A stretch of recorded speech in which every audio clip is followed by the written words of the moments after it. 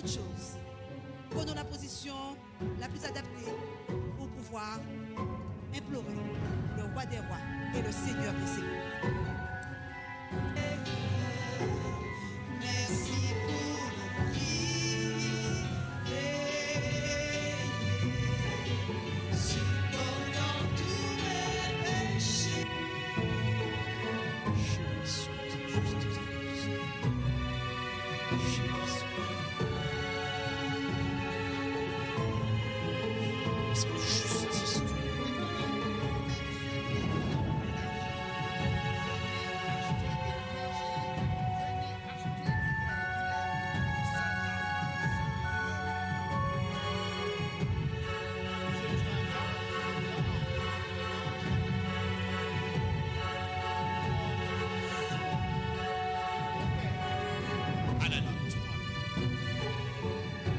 Cette question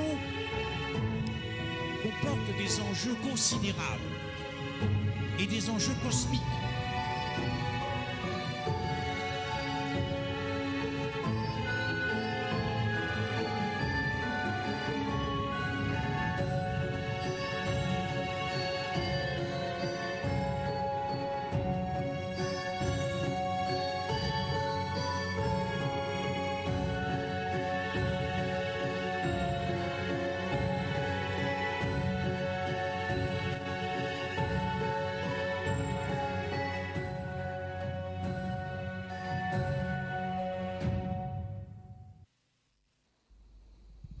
Marie, bonsoir. Bienvenue chez toi. Merci à toi aussi. Merci. J'introduirai mon propos avec ces deux citations tirées de la lettre de Paul aux Romains. L'amour doit être sincère. Détestez le mal. Attachez-vous au bien. Ayez de l'affection les uns pour les autres comme des frères qui s'aiment. Deuxième citation. N'ayez de dette envers personne, sinon la dette de l'amour que vous vous devez les uns aux autres. Mesdames, messieurs, chers amis auditeurs de RVM et de RJV, la radio de tous les instants, et tous ceux qui suivent le séminaire sur les YouTube de Bethel et RVM, nous sommes enthousiastes à l'idée de savoir que vous êtes captivés par ces enseignements sur l'alliance éternelle et l'amour créationnel qui donne, qui pardonne et qui coordonne la relation entre Christ et son Église. La précédente conférence nous invitait à analyser l'intention de Dieu en créant la race humaine. Je ne citerai que 4 raisons. Savourer et se délecter de la présence de Dieu à travers les délices du sabbat. Dévoiler le caractère et l'image de Dieu, ce qu'Adam et Ève reflétaient à l'origine. Être rempli de la puissance de l'Esprit de Dieu. Et enfin, la relation de la race humaine avec son Dieu, qui devait mettre tout l'univers d'accord en instituant le mariage. Et comme toujours, l'homme a failli. Mais Dieu, lui, il demeure fidèle. Revenons à l'essentiel. Enraciné et fondé en Christ, notre justice. Nous apprécierons une interprétation musicale du groupe Evodi. Mais juste avant, écoutons Marie qui, au pied du maître, intercédera pour nous. Chers frères et sœurs, chers auditeurs, alors que je vais vous conduire en prière, je vais me mettre à genoux. Si vous le désirez, vous pouvez faire comme moi. Sinon, vous pouvez incliner simplement la tête.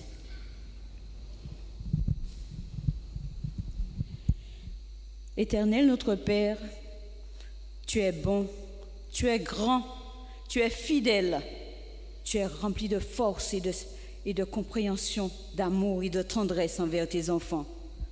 Nous voulons ce soir te présenter ce temps d'étude autour de ta sainte parole. Nous voulons que tu puisses nous bénir, nous accorder ton Saint-Esprit. Nous savons, Seigneur, que sans le Saint-Esprit, notre faible cerveau, notre intelligence ne pourrait comprendre toute la profondeur de ta parole. C'est pourquoi nous voulons, Seigneur, que tu sois présent avec nous ce soir, que tu puisses nous conduire dans toute la vérité. Merci Seigneur d'augmenter notre foi. Merci de nous aider à avoir confiance en toi. Merci Seigneur de déverser sur nous ta bénédiction, à nous ici, ainsi que tous les auditeurs. Merci Seigneur de prendre soin de ton peuple, de tous ceux qui sont malades. Nous voulons avoir une pensée pour tous ceux qui sont en Martinique, tous ceux qui sont en Guyane, tous ceux qui sont dans toute la Guadeloupe, Seigneur. Tous ceux qui sont malades également, Seigneur, que tu puisses avoir manifesté ta tendresse et ton amour envers eux. C'est pourquoi, Seigneur, nous te prions au nom de Jésus et pour ta gloire. Amen. Amen.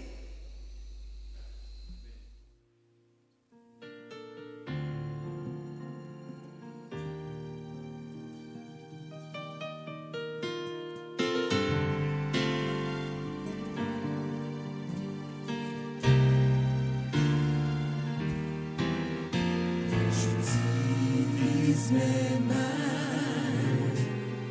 pour faire le bien, aider mon prochain quand il en a besoin. Je tends l'oreille vers toi pour entendre ta douce voix. Dans le doute, la crainte, l'effroi, je sais que tu prends soin de moi.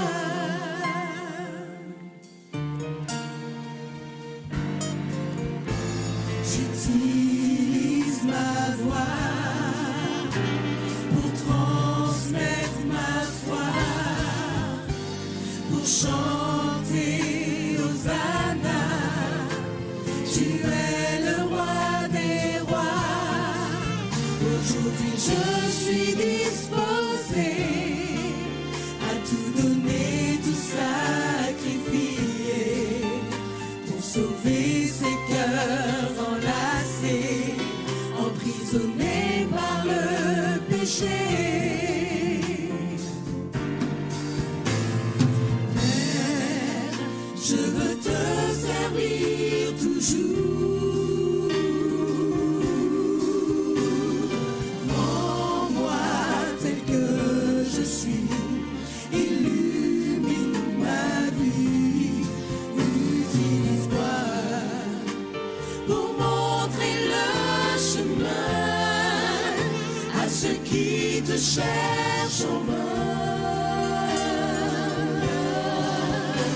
Je ne vis que pour toi. Utilise-moi comme tu le veux.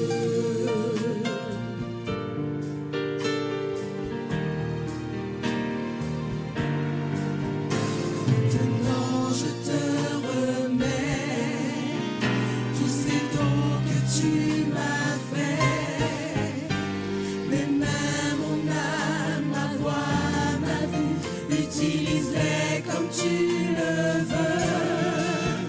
Je les mets entre tes mains, remplis-les de ton Esprit Saint, enfin libre et plus disponible. Je veux te servir toujours. Père, je veux te servir toujours. Rends-moi tel que je suis, illumine ma vie, utilise-moi pour montrer le chemin à ceux qui te cherchent en vain. Je ne vis que pour toi. Utilise-moi comme tu le veux.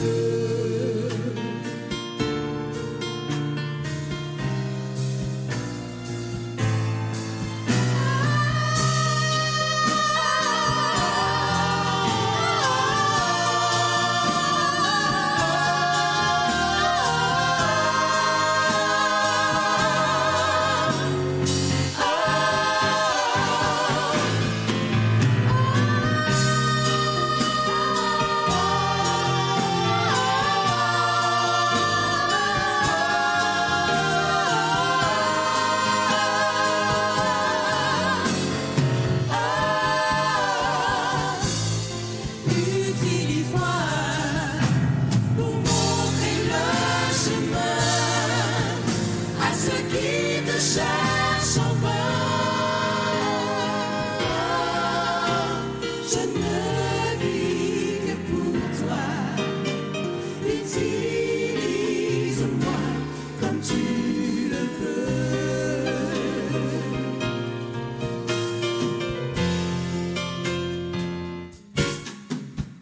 Je ne vis que pour toi. Utilise-moi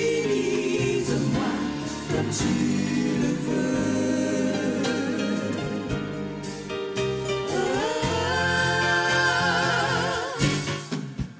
Je ne vis que pour toi.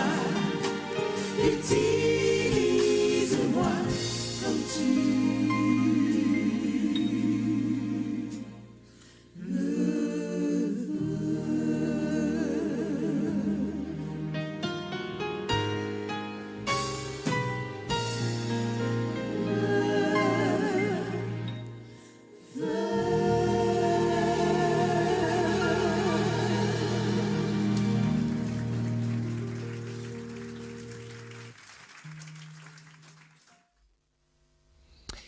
Mesdames, Mesdemoiselles, Messieurs, chers amis, frères et sœurs, que la paix du Seigneur soit sur vous. C'est toujours une grâce de pouvoir parler de Jésus-Christ, n'est-ce pas? J'espère que, à la maison, Christ est encore l'essentiel de vos discussions. J'espère qu'à la maison, Christ est au centre de vos conversations. Vous savez, il m'arrive quelquefois de me rendre compte, dans mon église par exemple, que je peux arriver à lasser mes frères de parler que du Christ. Je me dis, Seigneur, la vie éternelle sera un enfer, n'est-ce pas? Si vous devez retenir de tous ces messages une seule idée qui m'est chère dans mon expérience personnelle. J'aime beaucoup ce texte et je le dis souvent, hein. La vie éternelle, c'est qu'ils te connaissent. Retenez ceci, quand vous connaissez Dieu, vous êtes émerveillé, vous êtes fasciné. Donc, la vie éternelle, c'est d'être fasciné. C'est ça l'éternité. Qu'est-ce que vous croyez que l'éternité sera? Le corps du Christ sera le mémorial de la croix durant l'éternité. Et nous serons émerveillés parce que nous irons découvrir de nouveaux territoires sur ce qui s'est passé à Golgotha. Alors, si vous êtes déjà émerveillé dans votre existence, si vous êtes déjà fasciné, la vie éternelle a déjà commencé pour vous. Le thème central, Christ l'essentiel, revenir à l'essentiel, Christ, revenir à Christ, l'essentiel. Vous aurez peut-être le sentiment que c'est du déjà entendu, mais je n'entends pas Christ prêcher dans les églises. Je n'entends pas Christ prêcher dans les églises. Nous pouvons prêcher, bien évidemment, sur plein de sujets. Mais si vous ne placez pas ces sujets à la croix, il va manquer quelque chose, de la saveur, du sucre, quelque chose de mielleux. Notre intellect sera travaillé, mais pas le cœur. Or, ce dont nous avons tous besoin, c'est de guérison du cœur. La guérison du cœur, vous et moi. Revenir à l'essentiel, revenir à notre premier amour, l'amour que nous avons perdu en Éden, nous l'avons vu. Revenir, car le péché a endommagé l'amour. Et puisque le péché a endommagé l'amour, le péché a également endommagé notre foi. Donc, il nous faut revenir aussi à une foi désintéressée, pas une foi qui ne serait que motivé par la peur d'être perdu ou la seule récompense d'être sauvé. Ce soir, revenir à Christ, revenir à la gloire du Christ, c'est le message de ce soir. Là, quand je pense à la gloire du Christ, je ne peux pas me lasser d'étudier, de contempler et de comprendre ce qu'est la gloire du Christ. Dans 2 Corinthiens 4, 2 Corinthiens 4 à partir du verset 3, vous connaissez bien ce texte, nous allons travailler ce texte ce soir. Si notre évangile est encore voilé, écoutez bien ce que dit l'apôtre Paul, nous verrons ce que signifie ce voile, voilement, dévoilement. Si notre évangile est encore voilé, il est voilé pour ceux qui périssent, pour les incrédules dont le Dieu de ce siècle a aveuglé l'intelligence afin qu'ils ne vissent pas briller, afin qu'ils ne vissent pas rayonner, afin qu'ils ne vissent pas irradier la splendeur de l'Évangile, la gloire du Christ, le portrait de Dieu. Observez comment Paul était émerveillé. Quand Paul parle de l'Évangile, il parle de la splendeur de l'Évangile. Et Paul nous dit, la splendeur de l'Évangile, c'est la gloire du Christ. Et la gloire du Christ est le portrait de Dieu. Et dans Romains, Paul dira, à propos de cette splendeur de l'Évangile, de la gloire du Christ, il dira l'Évangile de Dieu qui concerne son Fils, né de la postérité de David sur la chair. Donc l'Évangile de Dieu, gloire du Christ, splendeur de l'Évangile, gloire de Dieu, tout ça pour Paul, c'est la même chose. Quand vous avez un texte comme ça, quelle question vous vous posez quand vous travaillez ce texte? La question que je me pose lorsque nous prêchons, la responsabilité des prédicateurs, qu'ils soient pasteurs, qu'ils soient laïcs, qu'ils soient responsables de département, quel est l'objectif du message? Quel doit être le but du message? Est-ce que dans nos messages, nous faisons éclater la splendeur de l'Évangile? C'est à vous de voir, c'est à vous de répondre, dans vos églises. En tout cas, moi, je me pose cette question. Puisque Paul me dit que cette brillance, cet éclat de l'Évangile, la magnificence de l'Évangile, l'éclat, magnificence, la beauté de l'Évangile est voilée pour les incrédules. Mais si cette splendeur de l'Évangile est voilée pour les incrédules, elle ne l'est donc pas pour nous.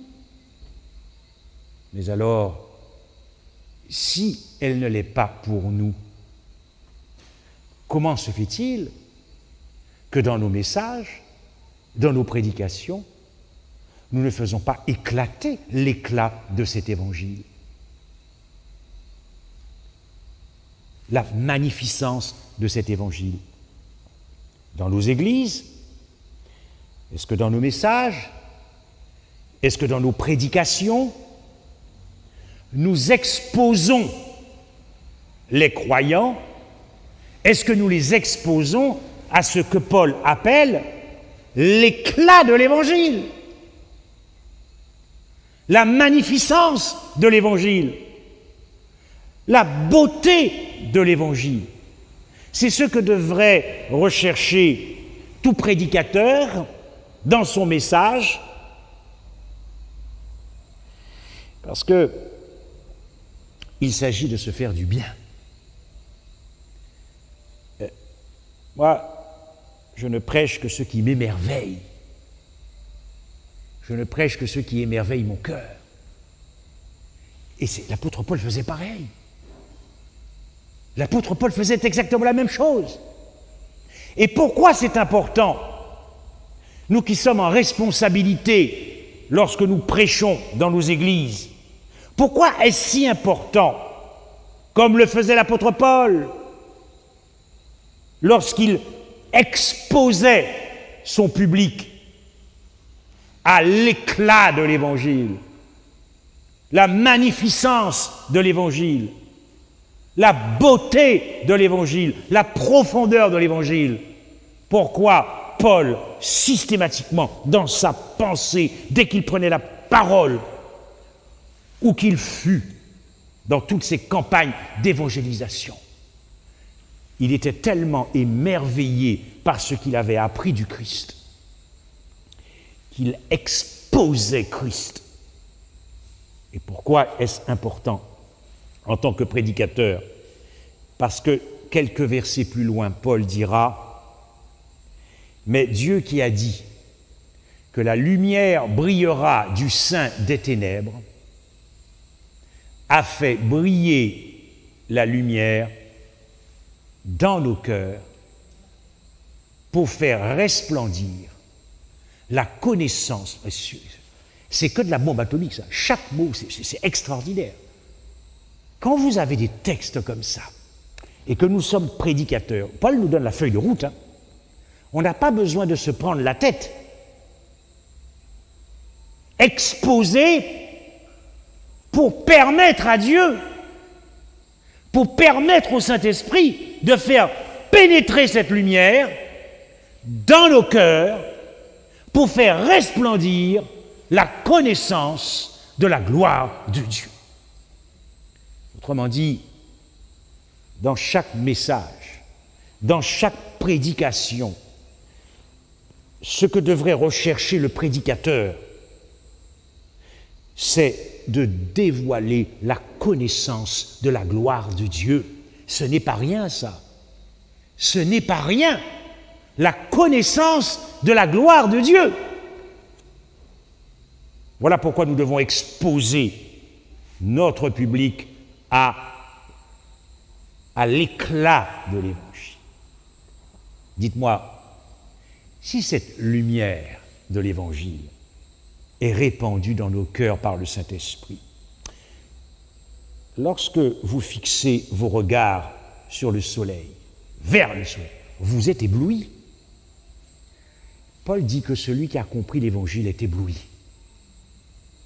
Mais ce que Paul veut dire, il ne parle pas d'émotion, là, comme ça, c'est un beau message, et puis après, non. Beaucoup plus profond que ça. Vous savez, quelquefois, c'est parler nous qu'à parler, hein. Bon, confidence pour confidence. Quelquefois, je me dis, mais Seigneur, quand on me dit, ne prenez pas mal, parce que je réfléchis beaucoup, j'essaye d'avancer avec Christ, avec mon cœur. Je dis, mais Seigneur, quand on dit que c'est un beau message, mais est-ce que nous ne sommes pas un peu devenus comme ces mondains qui vont au théâtre? Ah, quelle belle pièce de théâtre! Oh, c'était une belle pièce. Ah, c'était un beau film. Voyez? Mais il n'y a rien. Non, chers amis. Lorsque la lumière de l'Évangile brille dans votre cœur, vous êtes durablement éblouis. Vous êtes durablement éblouis. Si vous avez une belle maison à Trois-Rivières avec la vue sur la mer, est-ce que vous allez vous lasser le matin de voir le beau lever de soleil ou le beau coucher de soleil avec la vue sur la mer? Oui ou non? Si je devais tous les jours prendre le bateau pour aller aux Saintes, est-ce que je me lasserais de cette vue quand j'arrive? Est-ce qu'on se lasse? Non. Et pourquoi nous sommes si peu émerveillés de la connaissance de la gloire de Dieu? Non, soit nous sommes à côté de la plaque, soit nous n'avons pas encore prêché l'évangile, mais il y a quelque chose qui ne va pas. Il y a quelque chose qui ne fonctionne pas. Parce que, objectivement, et c'est le constat que font tous les dirigeants d'église, pasteurs, anciens, ce que vous voulez, une espèce de lassitude, une espèce de routine, n'est-ce pas? Ça manque d'émerveillement, de fascination, on n'est pas ébloui, merci pour le rappel. Ça aussi, c'est une variante qui m'intrigue beaucoup. Les gens disent, merci Frédéric pour ce message, merci pour le rappel. Quoi on n'est plus émerveillé, quoi. On n'a plus rien à apprendre, il n'y a plus de territoire à découvrir sur le cœur de Dieu, merci pour le rappel. Mais quand on y réfléchit de plus près, je me demande si l'évangile est prêché, tel que cet évangile nous est dévoilé par l'apôtre Paul dans l'épître aux Romains, dans l'épître aux Galates, dans l'épître aux Éphésiens, dans l'épître aux Colossiens, dans l'épître aux Philippiens, et la lettre aux Hébreux.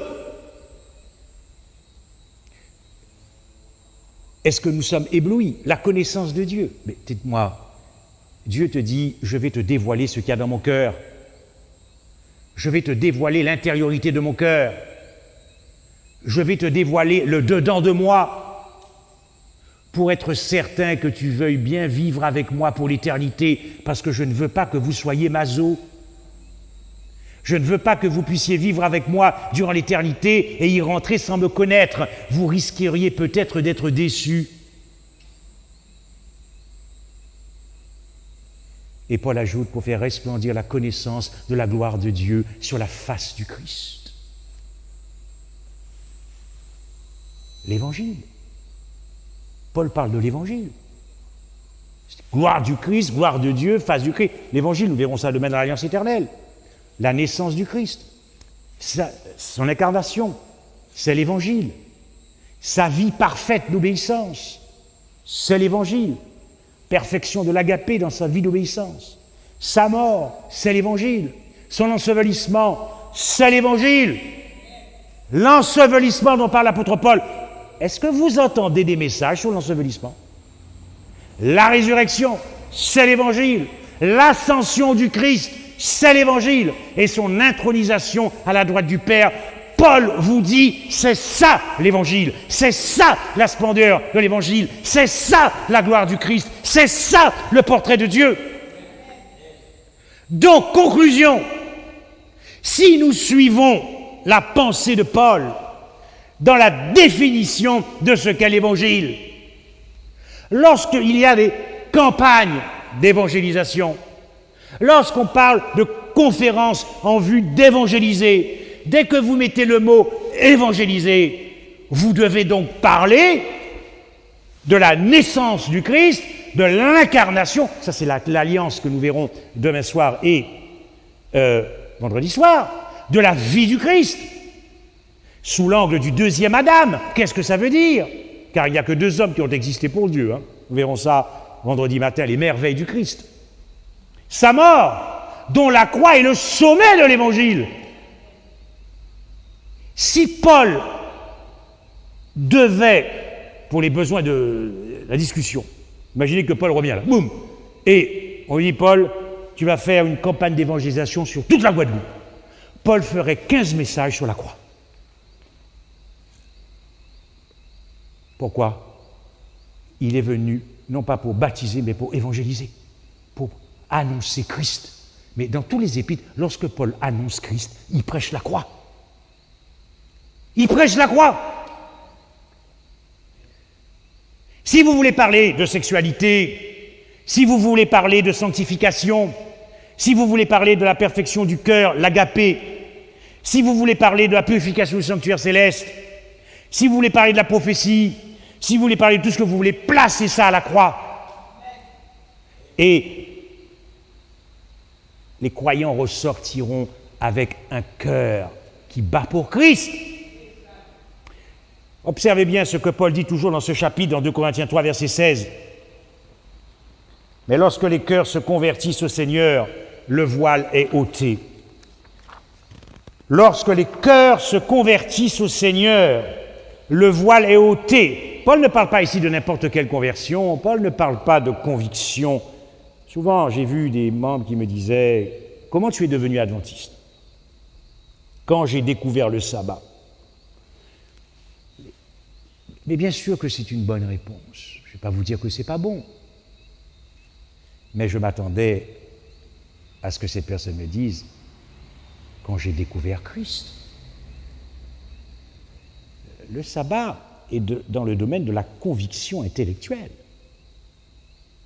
Mais Paul dit ici que lorsqu'on parle de conversion, c'est le cœur. Lorsque les cœurs se convertissent, le voile est ôté. Le voile qui nous cachait l'Évangile, la splendeur de l'Évangile, l'éclat de l'Évangile, la magnificence de l'Évangile, le cœur de Dieu. C'est le cœur de Dieu qui convertit le cœur d'un pécheur. C'est ce que, en tout cas, c'est ce que Paul nous dit, c'est l'expérience de Paul, c'est ce que Paul nous dit. Il ne nous parle pas non plus de n'importe quel dévoilement, puisqu'il s'agit ici du dévoilement de la connaissance de la gloire de Dieu. Mais dites-moi, nous allons de dévoilement en dévoilement lorsque vous cherchez, pour les amoureux du Christ, à recevoir chaque jour un nouveau dévoilement de la connaissance de Dieu dans sa parole. Nous allons de dévoilement en dévoilement, de révélation en révélation, de découvrement en découvrement, de conversion en conversion. C'est ce que Paul veut dire là. Le voile qui nous empêchait de voir l'éclat de l'Évangile, la gloire du Christ. Paul nous dit le voile est ôté. Donc, si le voile est ôté, c'est que nous avons vu ce qui devait être vu. Et si nous avons vu ce qui devait être vu, puisque Paul dit que le voile est ôté, c'est donc que ce que nous avons vu est glorieux.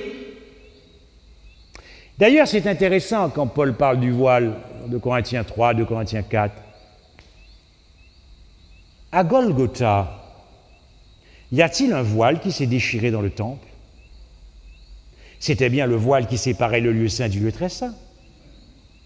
Qu'y avait-il dans le lieu très saint? La Shekinah, la gloire de Dieu sur le propitiatoire, dont le corps du Christ est l'antitype du propitiatoire aspergé par son propre sang.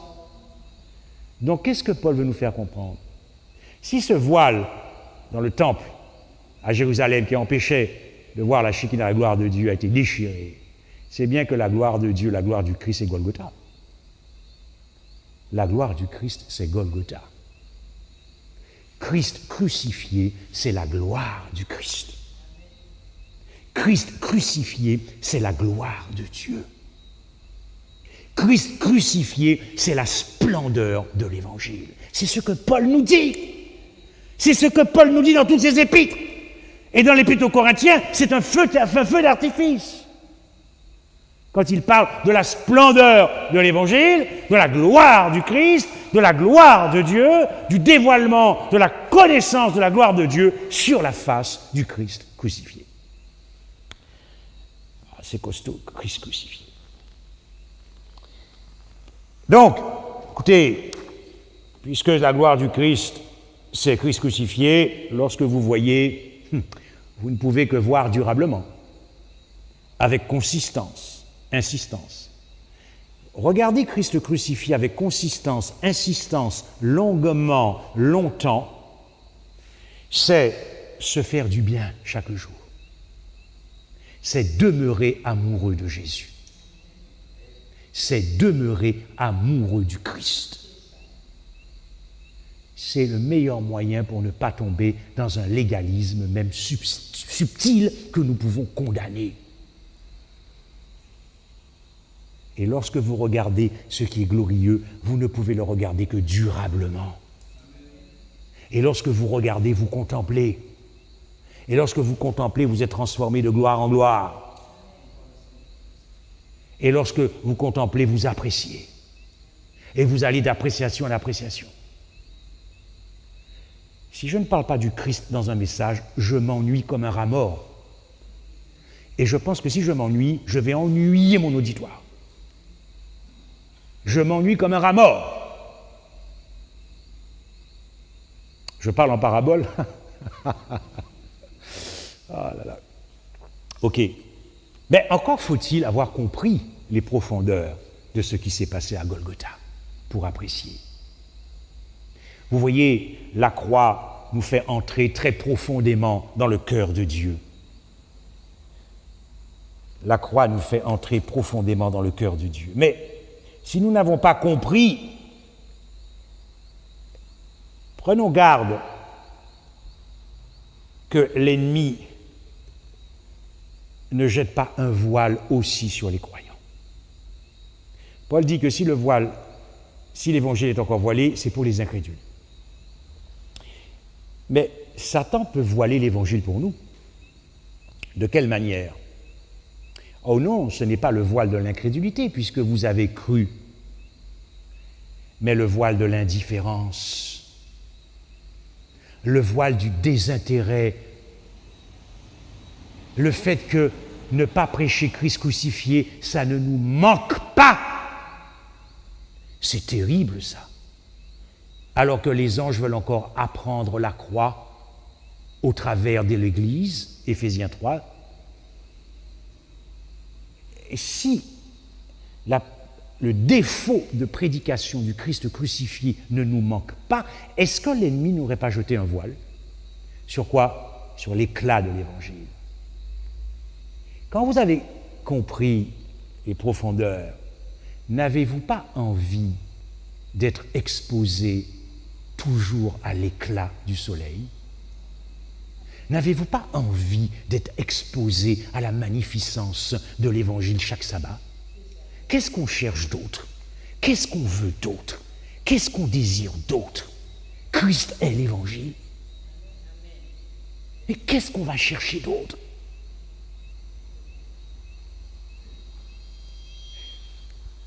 Vous savez, ce sont des réflexions que je partage avec vous. Parce que sinon, la terre ne sera jamais éclairée de sa gloire.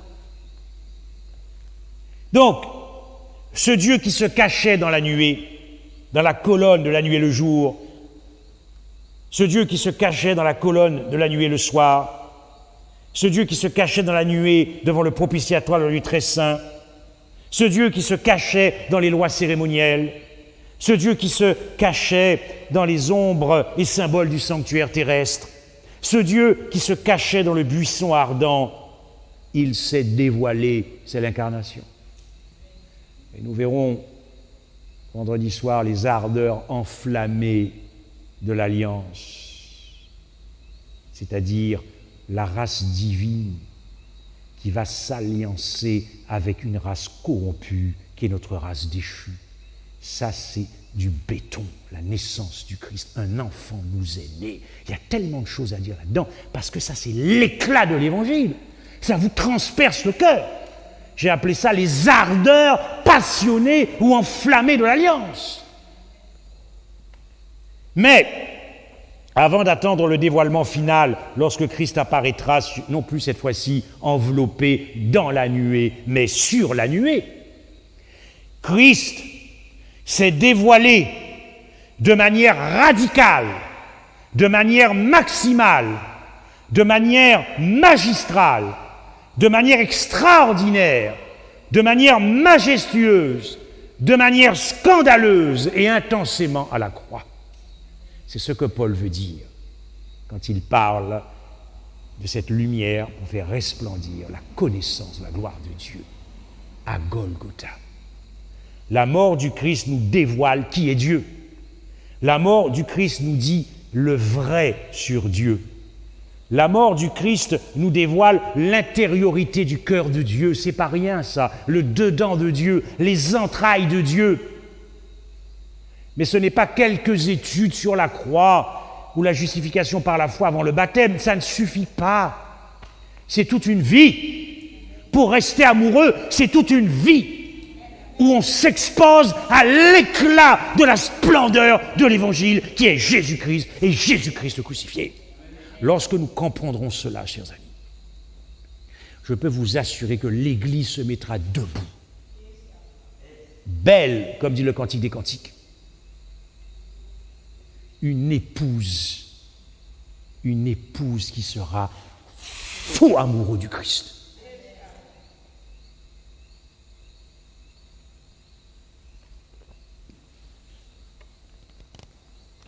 Vous savez, les anges ont vu Christ à Golgotha comme jamais ils n'avaient vu Christ dans l'éternité du passé. Ils ont vu la gloire du Christ comme s'ils voyaient Christ au-dedans de Dieu. Ce qu'il y avait dans le dedans de Dieu, à l'intérieur de Dieu. La gloire dont je vous parle, ce n'est pas la gloire extérieure qui apparaîtra bientôt. Je vous parle de la gloire intérieure de Dieu qui s'est manifestée en la personne de Jésus-Christ à Golgotha. Je vous parle de la gloire intérieure de Dieu. De sorte que ceux qui ne seront pas effrayés quand ils verront la gloire bientôt apparaître, ce sont les intimes du Christ. Ils ne seront pas effrayés parce qu'ils connaissent le cœur de Dieu. La gloire intérieure de Dieu. La gloire intérieure de Dieu. La croix ne s'épuisera jamais dans ce qu'elle nous dévoile du cœur de Dieu. L'éternité ne s'épuisera jamais dans le dévoilement de Jésus-Christ crucifié. La croix nous fait découvrir de nouveaux territoires sur le cœur de Dieu. Chers amis, ce que les anges ont vu et qui ont ébranlé le cœur de Dieu pour l'éternité, c'est cette gloire de Dieu sur la face du Christ. La gloire du Christ. Nous voulons prêcher, rendez-lui gloire. Ok. Vous savez que le mot gloire en hébreu, signifie kabod. Et kabod signifie ce qui pèse lourd. C'est l'idée d'un poids qui pèse lourd. OK ? Observez ceci dans une balance. Lorsque vous avez deux poids, un poids qui est lourd et un poids qui est léger, la balance est comme ça. Si je mets le poids lourd dans ma main droite et le poids léger dans ma main gauche, voilà ce que ça va donner. N'est-ce pas ? La gloire du Christ qui pèse lourd devant l'univers, c'est le Dieu très haut qui devient très bas. C'est le Dieu très haut qui va s'abaisser et devenir le Dieu très bas pour exalter ce qui est léger, c'est le pécheur.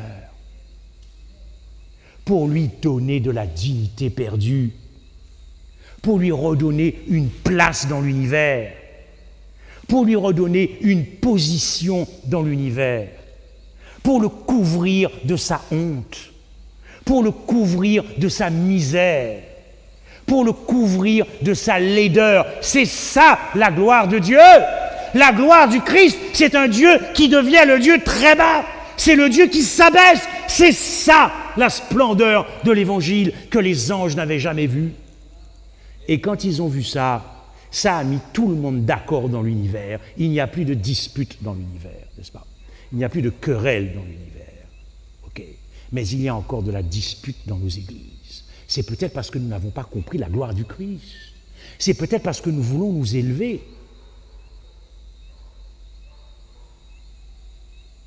C'est quand même un évangile qui a scellé le cœur des anges et des habitants du ciel pour l'éternité. Mais cet évangile ne scelle pas nos cœurs. Donc nous sommes à côté de la plaque. Je crois que nous sommes à côté de la plaque. Ce que les anges ont vu, c'est que dans son incarnation et à Golgotha, le Dieu très haut, le qui devient le Dieu très bas, est le Dieu qui sert sa créature. Et dans des églises, on me dit qu'on ne trouve plus des gens pour accepter des postes. Il n'y a plus l'esprit de service. Comment voulez-vous apprécier la vie du ciel lorsque le maître que vous adorez sert ses créatures? C'est dingue cette histoire.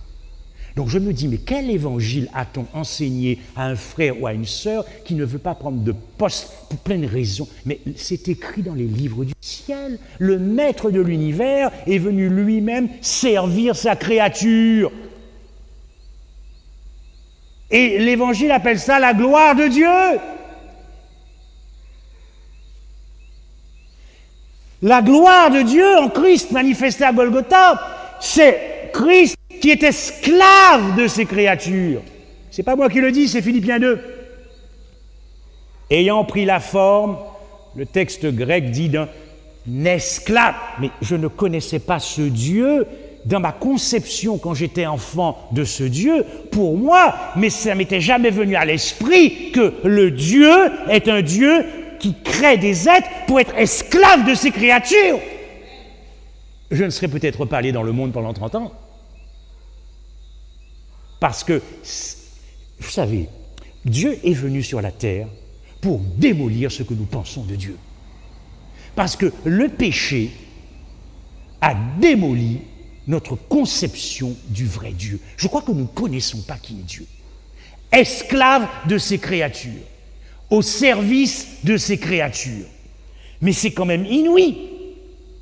Il s'est humilié. C'est le texte qui nous dit dans Philippiens 2. Un Dieu qui s'humilie. Et il s'est rendu obéissant, jusqu'à la mort de la croix. Soumission totale. Autrement dit, parce que Dieu est amour, Dieu n'est que soumission. Ok? C'est ça la gloire du Christ. Donc, quand Jésus dit, si tu veux être le plus grand, sois l'esclave de ton frère. Qui est le plus grand dans l'univers? C'est Dieu. Et c'est Dieu qui a montré l'exemple. Si tu veux être le plus grand, le premier, qui est le premier dans l'univers? C'est Dieu. Sois le serviteur de ton frère. C'est en exposant nos églises à la gloire du Christ, sabbat après sabbat, qu'il n'y aura plus de désir d'être le premier dans nos églises. Il n'y aura plus ce désir de paraître. Il n'y aura plus ce désir d'avoir de l'importance aux yeux de ses frères. Il n'y aura plus d'animosité. Il n'y aura plus de querelle. Il n'y aura plus de dispute. Je vais exister que pour mon frère. Je n'existerai que pour ma sœur. Je m'engagerai à fond pour mon frère. Je considérerai les intérêts de mon frère avant moi. Ah non, là ça c'est ma place, hein. Chaque sabbat c'est ma place, c'est là que je m'assieds. Nous sommes tombés bas. L'évangile doit être prêché dans nos églises si nous voulons que ça change. Car Dieu lui-même est esclave de ses créatures. Et le psaume nous dit, rassemblez mes élus, le psaume 50, qui ont fait alliance avec moi par le sacrifice, c'est-à-dire qui ont la mentalité de la croix, qui ont l'esprit de la croix, douceur, patience, miséricorde, compassion, bonté, indulgence, clémence, car quand je regarde mon frère, je le considère comme supérieur à moi, comme meilleur à moi, dont Paul dira que Dieu est venu sauver les pécheurs, dont moi, Paul, je suis le premier. Mais si nous avions la mentalité de Paul, parce que Paul avait compris la croix, si nous avions l'esprit de la croix, si nous avions la mentalité de la croix, les églises reflèteraient l'épouse du Christ. Mais ce n'est pas le cas, donc l'évangile n'est pas prêché. L'évangile n'est pas prêché. L'éclat de l'évangile, la contemplation pour être transformés de gloire. Mais si nous n'avons rien à croquer, si nous n'avons rien à contempler du Christ crucifié, quand est-ce qu'il y aura cette transformation de l'Église? Pourquoi nous n'écoutons pas? Pourquoi nous ne suivons pas la feuille de route établie par Paul dans la prédication de l'Évangile? Je ne comprends pas pourquoi. Est-ce que ce ne serait pas l'ennemi qui essaierait de nous voiler cet évangile? Oui, Christ est l'esclave de ces créatures et Christ a été l'esclave de ta personne parce que lorsqu'il a porté tes péchés en son corps, il a été esclave de tes péchés, il a été assujetti à tes péchés, il a été prisonnier de tes péchés. C'est ce que dit Ésaïe 43, verset 24. « Tu m'as tourmenté par tes péchés. » Il a été esclave de ta culpabilité, esclave de ton châtiment, esclave de ta condamnation, esclave de ton jugement, esclave de ta mort. La gloire du Christ, et je vais conclure les 10 minutes qui me restent, c'est qu'il avait, et vous le savez, je l'ai longuement prêché l'année dernière, la gloire du Christ, c'est qu'il avait choisi de se perdre éternellement. Vous savez, chaque jour, je ne me lasse pas de cette idée qui est constamment dans mon esprit, qu'il avait fait le choix de se perdre éternellement.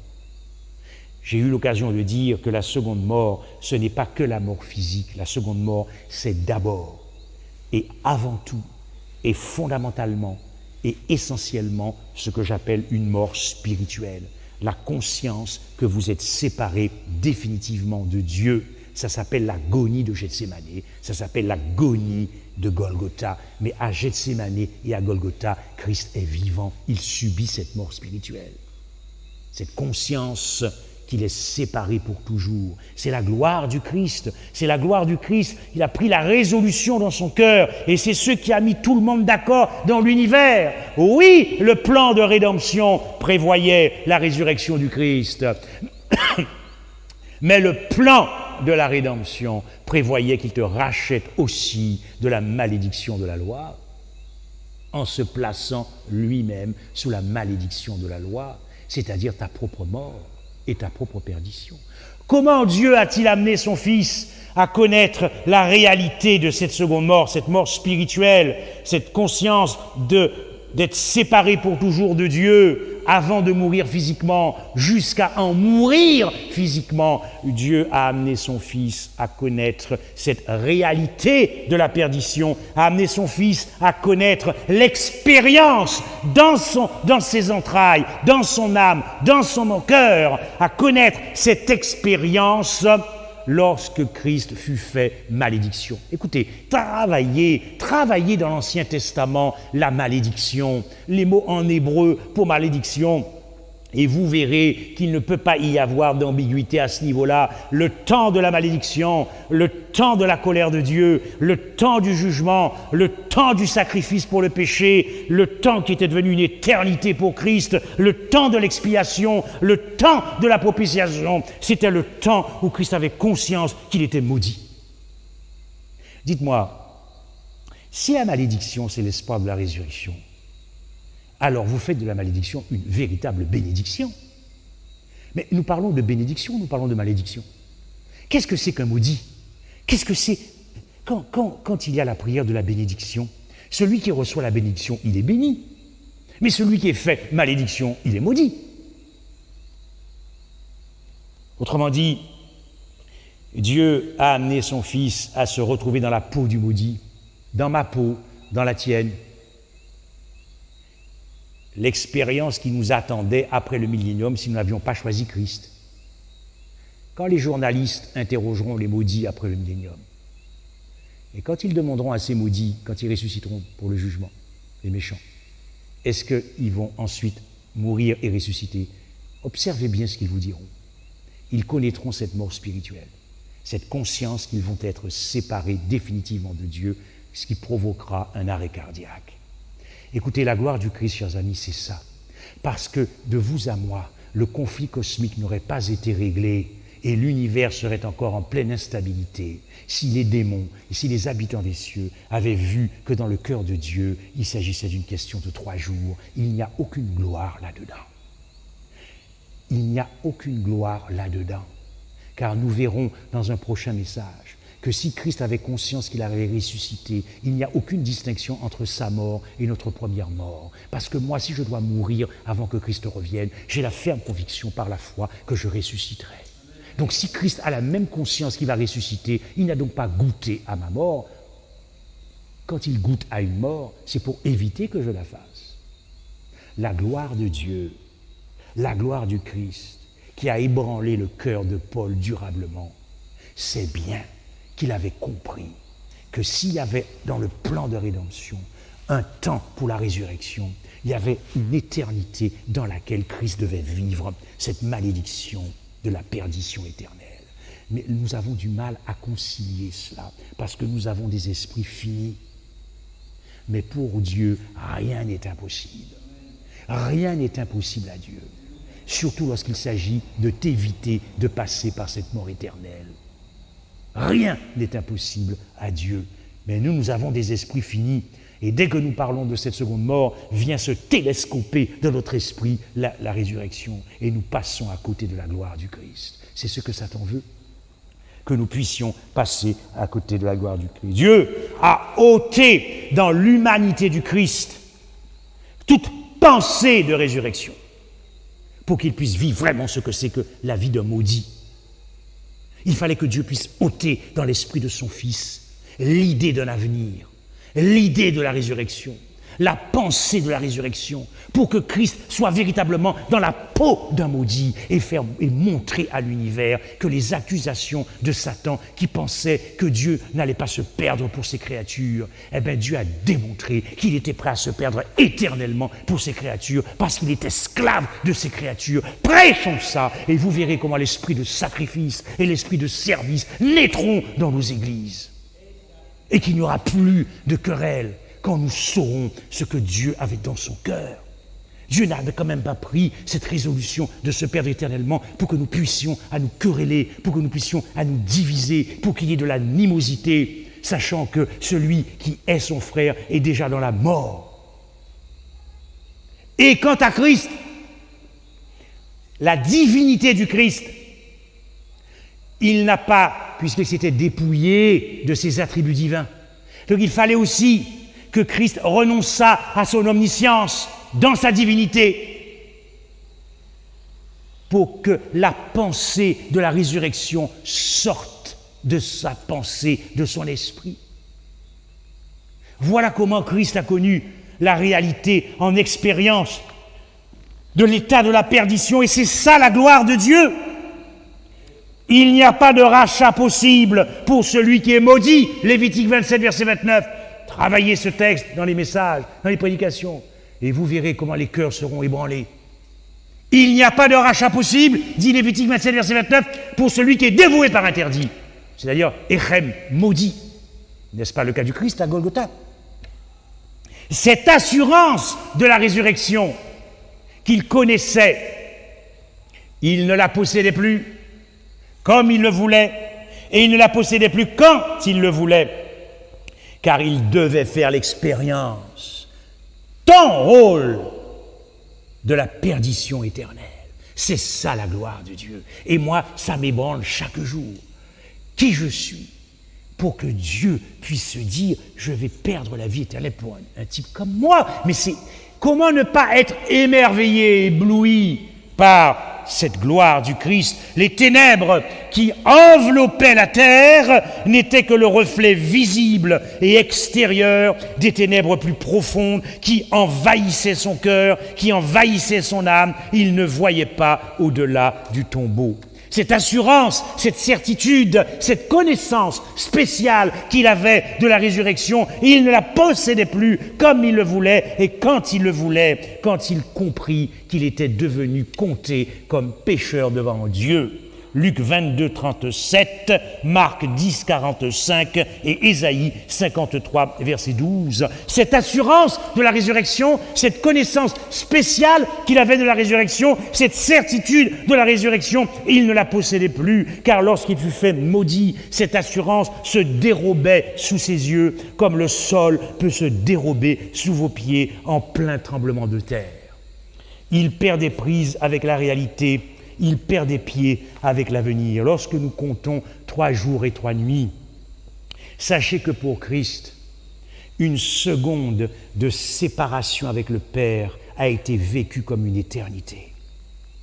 Notre approche du temps par rapport à ce que Christ, lui, a vécu.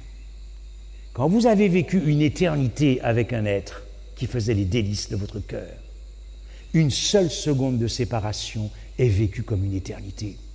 De sorte que la séparation, cette conscience qui a fait exploser le cœur du Christ à Gethsémani et à Golgotha, cette conscience d'être abandonné de Dieu, c'est-à-dire placé sous la disgrâce de Dieu, sans Christ, sans Dieu, disgrâce, point de salut, cette conscience de cette séparation a été vécue aussi éternellement que l'éternité de leur vie dans le passé. La gloire du Christ. Chers amis, Christ n'est pas redescendu de la croix parce que pour redescendre de la croix, il aurait fallu qu'il ne soit pas ton esclave. Dieu esclave de l'homme. Quel Dieu! Si Christ était redescendu de la croix, il aurait fallu qu'il ne se considère pas comme ton serviteur.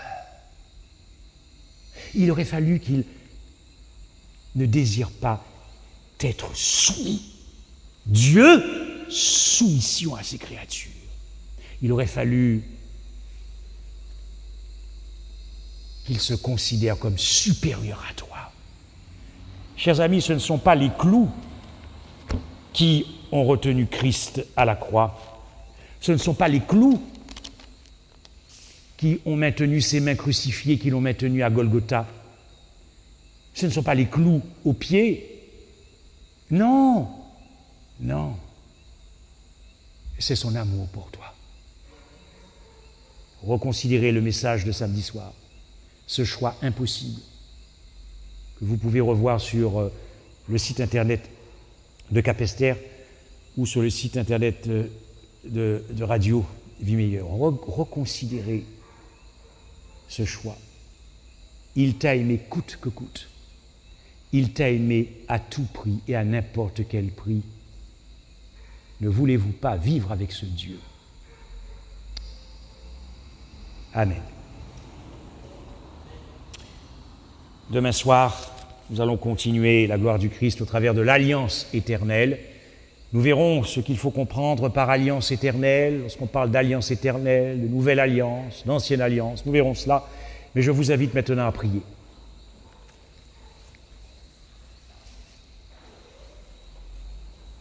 Béni soit le Dieu d'Israël,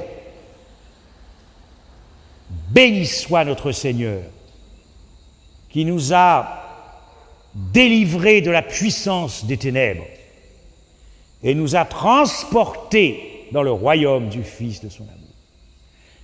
Béni soit le Dieu de l'Alliance, le Père, le Dieu d'Abraham, d'Isaac et de Jacob.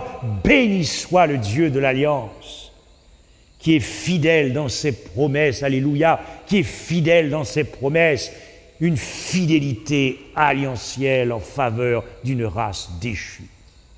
Béni soit le Dieu de grâce, ô Seigneur, que ta grâce transperce nos cœurs durablement, Dieu de grâce, que nous puissions comprendre les profondeurs de ta grâce. Nous n'apprécions pas suffisamment ta grâce, Seigneur, nous n'apprécions pas suffisamment la gloire du Christ, nous n'apprécions pas suffisamment le sacrifice du Christ, nous négligeons ce sacrifice, nous te demandons pardon pour cela. Fais rayonner la splendeur de l'Évangile sur l'église de Capesterre. Inonde l'église de Capesterre de la beauté de ton Évangile jusqu'à ton retour. Inonde l'église, tes églises, de l'éclat de l'Évangile, de la magnificence de l'Évangile. Et tu trouveras dans cette église que des Paul, que des Pierre, l'apôtre, que des Jean, une épouse. Seigneur, Saint-Esprit, nous te supplions, car c'est maintenant le temps, c'est maintenant ou jamais que nous devons être émerveillés par cet évangile, le cœur fasciné, captivé, pour goûter maintenant, pas demain, mais maintenant, à la vie éternelle, au nom de Jésus. Amen.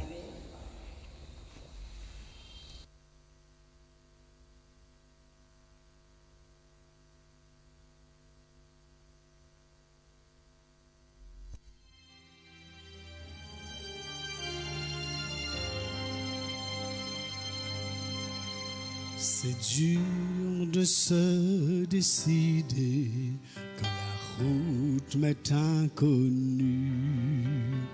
Les chemins sont incertains, mais j'avance par la foi.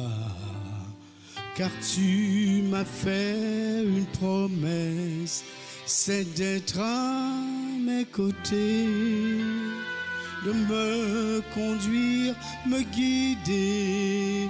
Oui, Seigneur, j'y crois. Conduis-moi et je te suivrai. Conduis-moi et j'irai. Tu m'as appelé et je t'ai dit oui. Conduis-moi et j'irai. Tes plans pour moi sont parfaits et je n'ai plus jamais peur.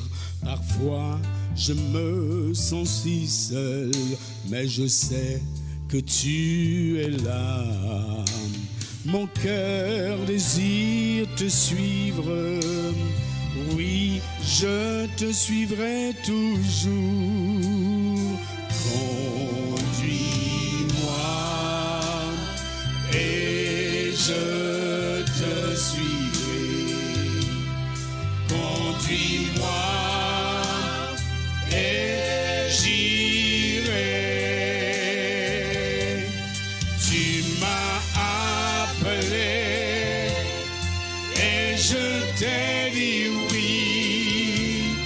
Conduis-moi et j'irai. Conduis-moi et je te suivrai. Conduis-moi et j'irai.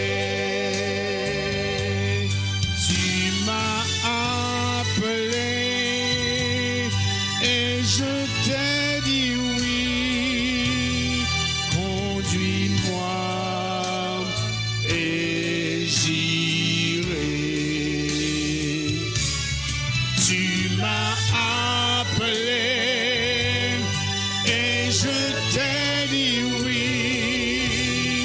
Conduis-moi et j'irai. Tu m'as appelé et je t'ai dit oui.